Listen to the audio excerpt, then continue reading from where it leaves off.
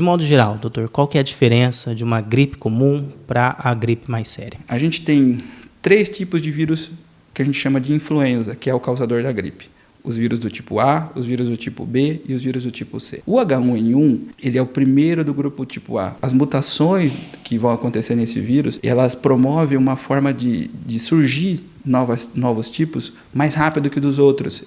Um sistema imunológico que não teve contato até então com aquele vírus novo, a forma de defesa ela é precária. O nosso corpo ele se defende melhor conforme a gente encontra mais vezes aquele vírus. Tanto que a gente tem brigado muito para esclarecer a população de que qualquer gripe que aconteça precisa ser cuidada do mesmo jeito.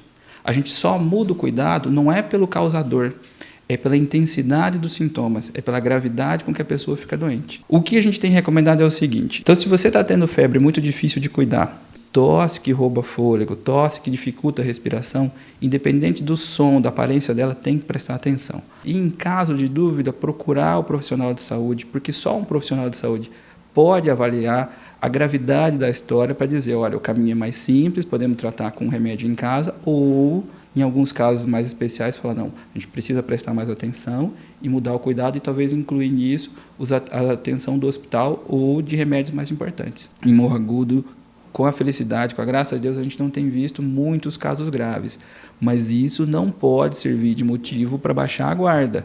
Eu acho que é um momento oportuno da gente falar de toda essa prevenção, para que se a gente vive um momento bom hoje, que a gente não tenha essa decepção logo mais. Não é preciso confirmar o caso para que a pessoa seja tratada como deve ser tratada uma infecção por H1N1. É decisivo o tempo de começo do tratamento.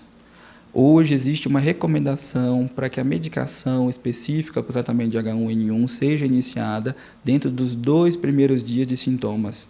Então, se a gente tiver a identificação de um caso suspeito, começar a medicação nesse prazo faz diferença. O que mais vem a contribuir aí para que esse número de pessoas com a doença possa aumentar?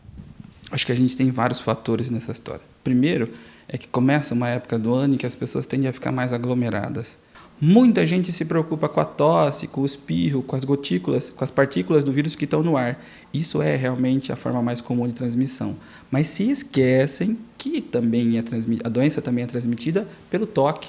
Eu não digo isso para gerar pânico, pelo contrário, é para a gente entender que se a gente proteger as mãos, tanto quanto a gente se preocupa em proteger o rosto e o contato com as partículas, a gente tem vantagem. O álcool gel, ele é uma forma eficaz, já está comprovado que você usar o álcool gel com regularidade diminui as chances de contaminação. E aí a ideia é de que, como não existe um grupo mais livre da doença do que os outros, todos devem se vacinar, desde que a gente obedeça essas prioridades primeiro. Aqueles grupos mais suscetíveis primeiro, mas na medida do possível, todos os que puderem também recebam.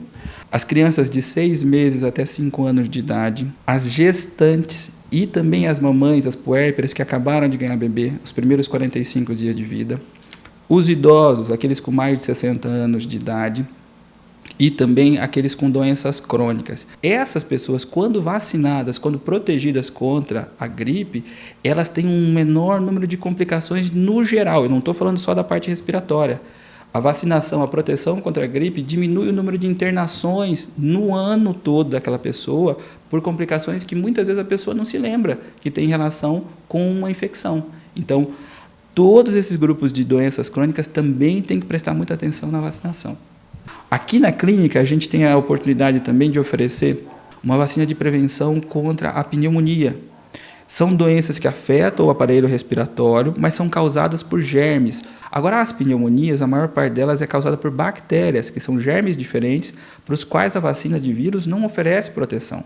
Então, o ideal é que as pessoas se informem sobre esse outro tipo de vacina também, porque, principalmente essas mesmas populações de risco, podem se beneficiar muito quando tiverem a proteção para as 2 situações. A mensagem que eu deixo para a população é: não há necessidade de nenhum tipo de pânico, não há necessidade da gente ter alarme mais do que a situação precisa.